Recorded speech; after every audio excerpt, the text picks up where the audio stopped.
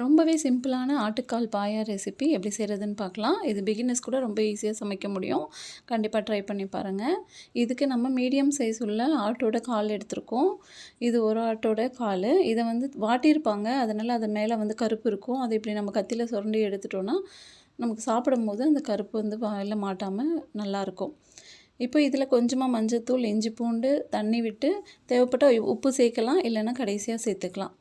இதில் ஆட்டோட சைஸை பொறுத்து நம்ம அந்த விசில் வைக்கிறது 7லேருந்து ஒரு 10 விசில் வரைக்கும் வைக்கலாம். முதல்ல 7 விசில் வச்சு பார்த்து எடுத்துகிட்டு அது வெந்திருக்கான்னு பார்த்ததுக்கப்புறம் தேவைப்பட்டால் மேற்கொண்டு வச்சுக்கலாம். இதுக்கப்புறம் நம்ம தனியாக கொஞ்சமாக தேங்காய், பச்சை மிளகா, முந்திரி பருப்பு, கொஞ்சமாக சோம்பு சேர்த்து அரைச்சி வச்சுருக்கோம். ஒரு குக்கரில் கொஞ்சமாக எண்ணெய் விட்டு பட்டை, கிராம்பு, ஏலக்காய் 2 சேர்த்து கொஞ்சமாக வெங்காயம் சேர்த்துடலாம். வெங்காயம் பொன்னிறமானதும் கொஞ்சம் இஞ்சி பூண்டு சேர்த்து வதக்குனதுக்கப்புறம் தக்காளி சேர்த்துக்கலாம். இதோட அளவுகள் எல்லாமே நான் டிஸ்கிரிப்ஷனில் கொடுத்துருக்கேன். வேணுன்றவங்க செக் பண்ணி பாருங்கள்.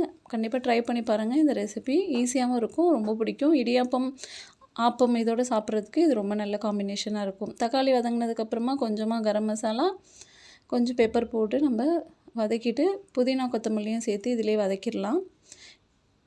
இந்த மாதிரியான நிறைய வீடியோஸ்க்கு சேனலை சப்ஸ்கிரைப் பண்ணி வச்சுக்கோங்க. ஃப்ரெண்ட்ஸ் அண்ட் ஃபேமிலிக்கும் ஷேர் பண்ணுங்கள்.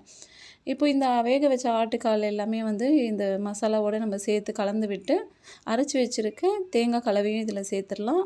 இப்போது சூப்பரான ஆட்டுக்கால் பாயா நமக்கு ரெடி ஆகிடும். உப்பு தேவைப்பட்டால் இதில் செக் பண்ணிவிட்டு இப்போ சேர்த்துக்கலாம். Thank you for subscribing.